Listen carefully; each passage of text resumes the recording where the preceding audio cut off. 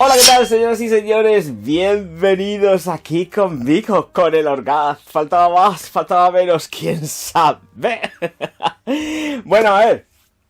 Pequeño story time que conlleva, tengo una historia con respecto a esta fragancia, porque es un vídeo, este perfume Cocorico, elaborado por Menardo y Olivier Cresp en el año 2011, que hice la reseña y no encuentro por ningún sitio. Conclusión, vídeo completamente nuevo y aparte fue de las primeras que hice.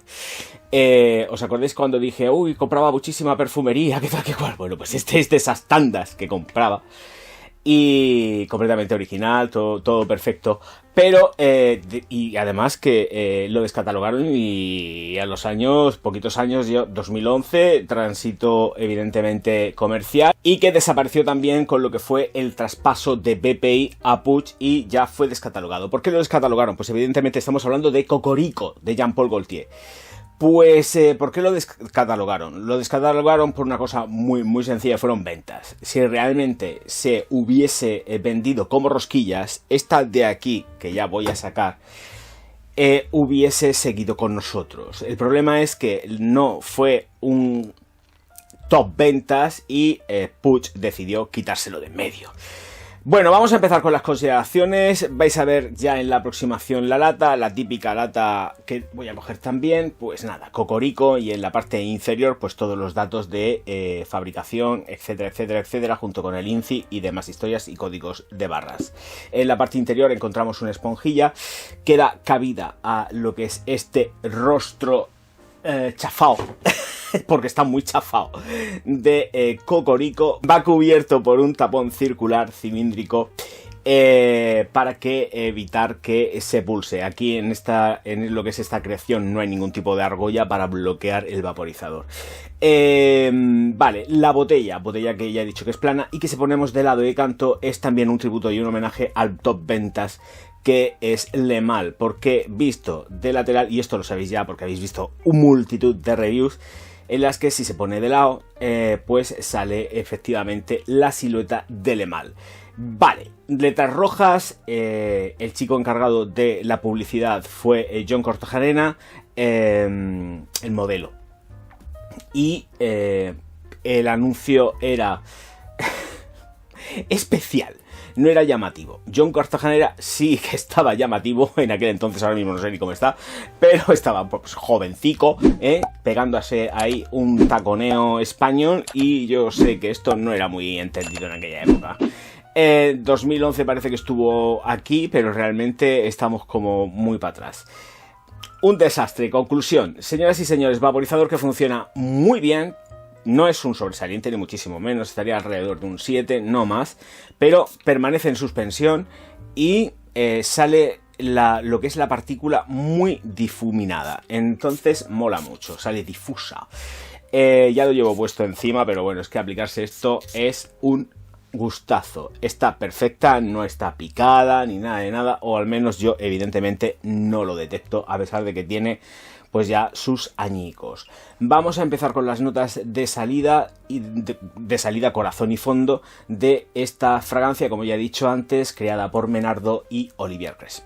Hoja de higuera en la salida, cacao y pachuli en el corazón, y luego tenemos un fondo de vetiver y madera de cedro. La botella está llena. Le falta, yo creo que las vaporizaciones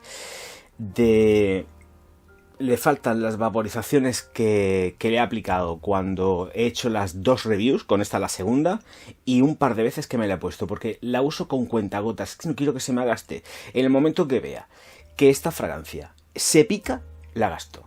Lo siento, prefiero quedarme con la botellica como homenaje y tal, y dejaré una cantidad pequeña, pero picado y no me interesa, o sea que esto es para gastarlo.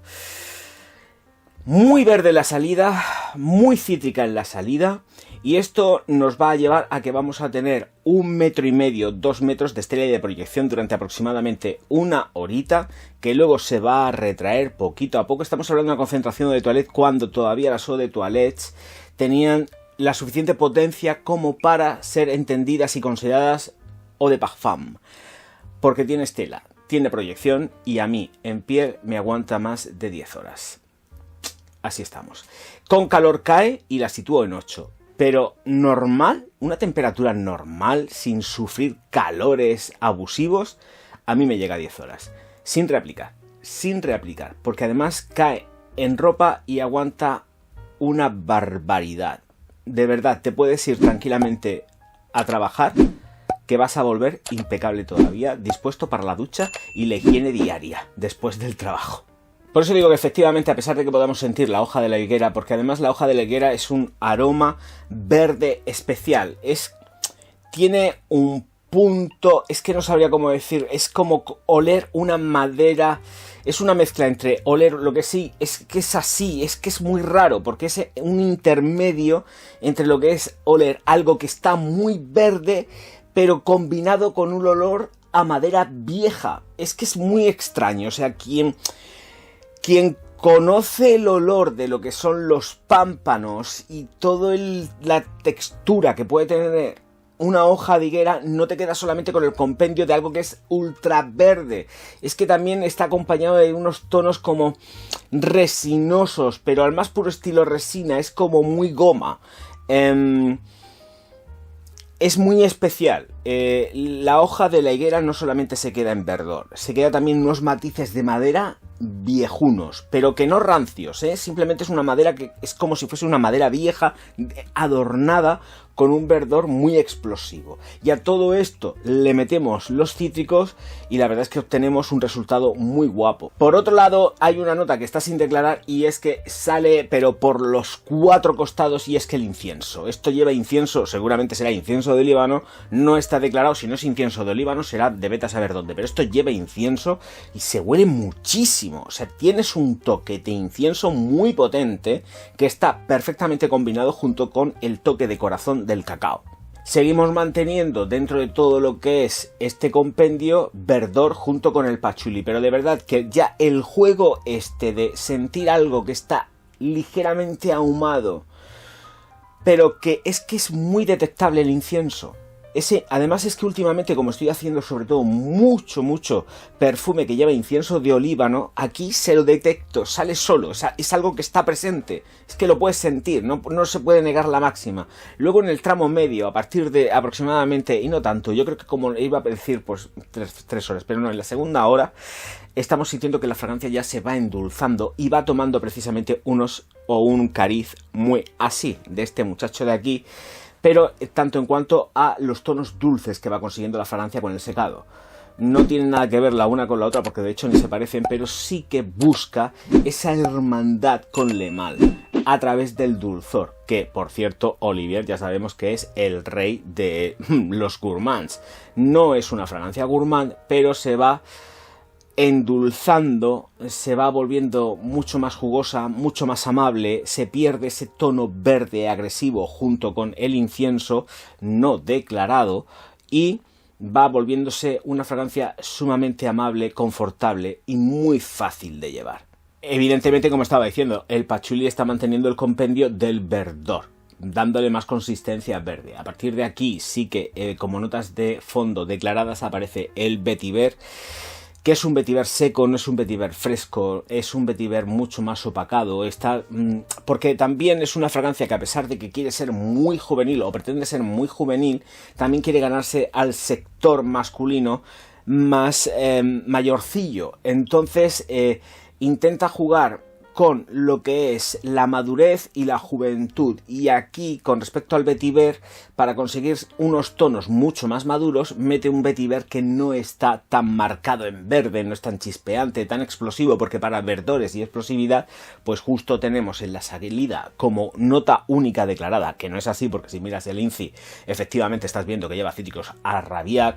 Estamos viendo que aparece por supuesto verde, quitando lo que son las texturas que van acompañando a cada uno de las moléculas que constituyen la fragancia. Es decir, he dicho antes que lo que es la hoja de higuera está tratada como si fuese o tiene una textura muy de madera vieja, y luego efectivamente retomamos un poco de verdor dándole más consistencia con el pachuli. Y aquí lo que tenemos es el vetiver trabajado desde la madurez, que va acompañando a una madera de cedro que no se nota prácticamente nada en esta Cocorico, y van haciendo, sobre todo, marcando la pauta con respecto a una fragancia que pueda conseguir una mayor fijación.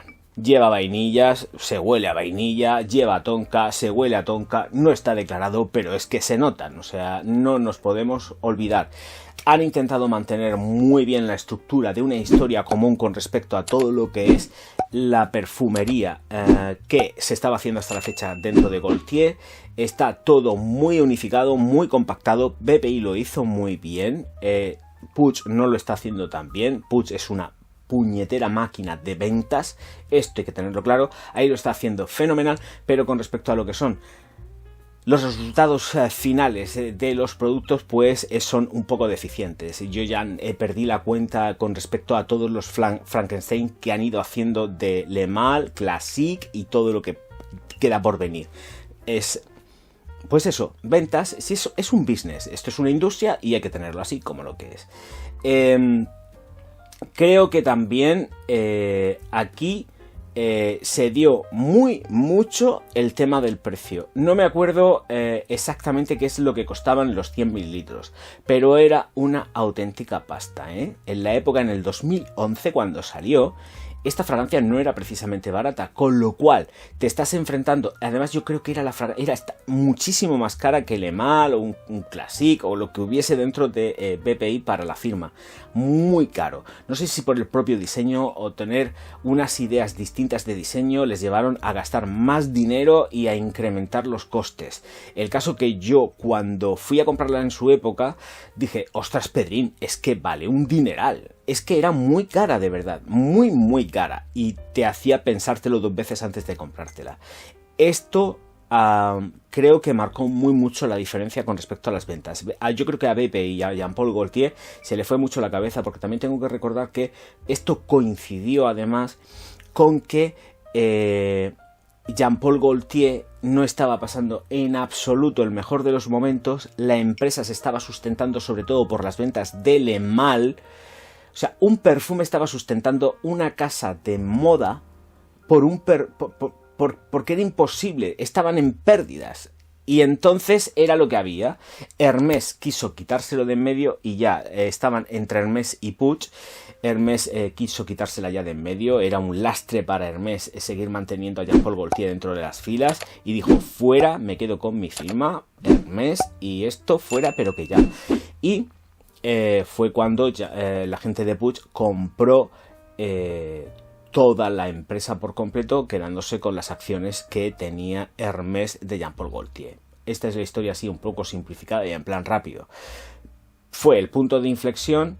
Yo sé que posiblemente por intentar recuperar un poco de margen con respecto a producciones, gastos, etcétera, subieron los precios, y esto no era barato para aquella época, ni muchísimo menos. En cualquier caso, una fragancia súper recomendable. Si la encontréis a buen precio, comprarla si sois amantes de esa mezcla verde dulce con cacao. No he hecho referencia al cacao, fijaros lo que son las cosas, porque es una fragancia que se siente muy láctea, muy láctea. Entonces el cacao está, pero es un cacao lácteo. Es como quien te estás... No es sentir el cacao como tal. Es un cacao tratado como si te estuvieses haciendo un chocolate. Cacao, chocolate, me refiero, ya mezclado con leche. Es que tenemos ese tono de cacao trabajado ya. No es el cacao de tenerlo ahí en la semilla, ni oler. No. Esto es tratado ya. Lácteo, hecho, producto final terminado. Ese es el toque que tiene esta fragancia. ¿Momentos donde utilizarlo? Cualquiera. Es una fragancia además que es muy sport, puedes vestir como quieras. No es un after gym, porque yo no la considero un after gym, pero es para vestir sport, para ir informal y disfrutar el día a día. Punto pelota, tampoco podemos pedir mucho más. Recomendable para utilizar durante todo el año, para ponértela cuando te venga en ganas, salvo por las noches, porque sí que es cierto que le falta intención.